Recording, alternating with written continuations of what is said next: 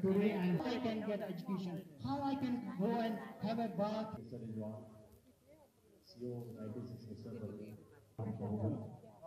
Service and loyalty. Friday friends में gathering ज़्यादा हुई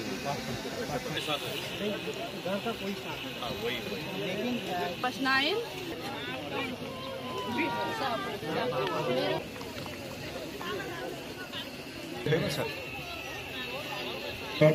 डायरेक्टर ऑफ जेबाबा इंस्टीट्यूट ऑफ इंक्लूसिव एजुकेशन यहाँ पर आयोजित किया जा रहा है।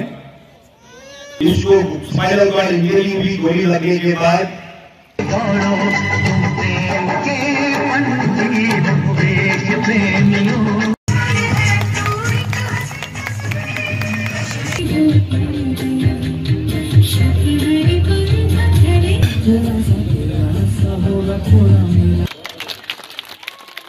अच्छे से काम किया और हमेशा मददगार रही है हमारे लिए, इन बच्चों के लिए। और इससे ये बेनिफिट है कि जो बिल्कुल पसमानदा या जो गरीब बच्चा है जिसको इतनी उसके पास जो इकोनॉमिकली वीक है, तो इससे बहुत ज़्यादा मदद होती है उन बच्चों के लिए और उनकी जो लाइफ है या उनका जो रिकवरी फेज है बहुत ज़्यादा आगे बढ़ जाता है इस दवाई से। एक्जैक्टली सर, ये जो आज किया है यहाँ पे या जो होता आ रहा है, हम ये चाहते हैं कि ये बहुत सारे डिस्ट्रिक्ट्स में भी हो जाए और इससे ज़्यादा से ज़्यादा लोग फ़ायदा उठा सके, खासकर जो फिजिकली चैलेंजेड या मेंटली चैलेंजेड बच्चे हैं या बड़े हैं या बूढ़े हैं, उनके लिए भी ये होना बहुत ज़रूरी है। इस वक्त मौजूद है जनूबी कश्मीर में, जहां पे आज 19 बटालियन सीआरपीएफ की तरफ से एक मेगा मेडिकल कैंप का इनेकाद किया गया है। इस मेडिकल कैंप में जो है जिस्मानी तौर जो मौजूद बच्चे हैं, यहाँ इस तरह से हम कहेंगे उन्हें स्पेशल एबल बच्चे जो है उन्होंने शिरकत की। तो इस वक्त हमारे साथ बात करने के लिए मौजूद है आज जो ऑफिस सीआरपीएफ है हमारे साथ, तो इनसे बात करेंगे। सर, आज के कैंप के मेडिकल कैंप के हवाले से बताइए। जी, आपने देखा कि आज स्पेशल चाइल्ड जो हमारे स्पेशल चिल्ड्रन हैं उनको लेकर के हमने ये ख़ास कर कार्यक्रम रखा था। जो जावेद अहमद साहब का इंस्टीट्यूट है उनको हमने इसमें शरीक किया और आपने देखा कि हमने बच्चों को जो दवाइयाँ दी हैं वो लंबे समय तक के लिए दी है। कोशिश ये रहेगी कि आने वाले वक्त में भी हम इनको इसी तरह से सपोर्ट अपना देते रहें। तो सर ये बताइए कि जो ये जिस्मानी तौर बच्चे हैं, क्या आगे भी मुस्तकबिल में अगर हम नौकरियों की बात करेंगे या दीगर चीज़ों की बात करें, क्या इनके अमारात का ख्याल रखा जाएगा? जी, इस पे ये मेरा विषय वस्तु नहीं है, इस पर मैं नहीं अभी आपको बता पाऊँगा, बिकॉज ये मेरे मैंडेट के बियॉन्ड की चीज़ है, इस पर मैं कोई कमेंट नहीं कर पाऊँगा।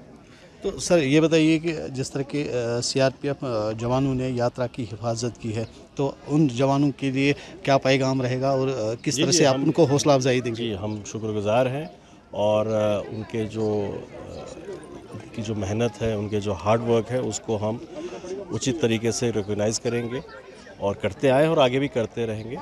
और जैसा मैंने पहले बोला कि यात्रा के पहले, यात्रा के दौरान, यात्रा के बाद हमारी जो मुस्तैदी है उसमें कोई कमी हम नहीं आने देंगे और जो भी हमारे अच्छे कार्मिक रहे हैं उनको हम उचित तरीके से इनाम भी देंगे।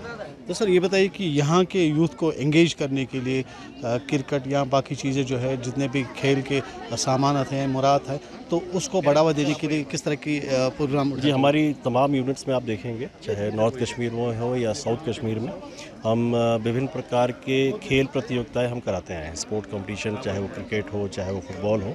अभी भी अगर आप देखेंगे पिछले 15 दिनों के अंदर नॉर्थ कश्मीर में तमाम इलाकों में हमने इस तरह के कंपटीशन कराए और आगे भी कराते रहे। तो सर लास्ट में जानना चाहूँगा, जिस तरह की सीआरपीएफ हर हमेशा फोरफ्रंट पे रहती है, चाहे लॉ एंड ऑर्डर का मसला हो, पथराव का मसला हो या कहीं इनकाउंटर का मसला हो, लेकिन सीआरपीएफ पहले सफ़े में रहती है।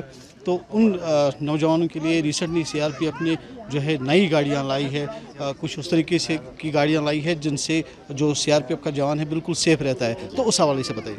जी बिल्कुल, जैसे मैंने बोला कि हमारी ऑपरेशनल एफिशिएंसी इम्प्रूव हो, हमारे काम करने की क्षमता में इजाफा हो और मिनिमम डैमेज हो, उसके चलते इस तरह के हम चाहे वेपन हो, चाहे व्हीकल्स हो, हम अपने स्टॉक में ऐड करते रहते हैं। शुक्रिया। जिन्होंने हमारे साथ बात की, उनका यही कहना है कि सीआरपीएफ हर हमेशा फोरफ्रंट पे रहती है, चाहे लॉ एंड ऑर्डर का मसला हो, चाहे इनकाउंटर का मसला हो, लेकिन सीआरपीएफ हर हमेशा फोरफ्रंट पे रहती है। और सीआरपीएफ अपने जो सीआरपीएफ के नौजवान हैं की रक्षा के लिए जो है नई गाड़ियां हाल ही में लाई गई हैं ताकि सीआरपीएफ का जवान जो है बिल्कुल सेफ और महफूज रहे। ईटीवी भारत के लिए अनंतनाग से मैं फयाज लूलू।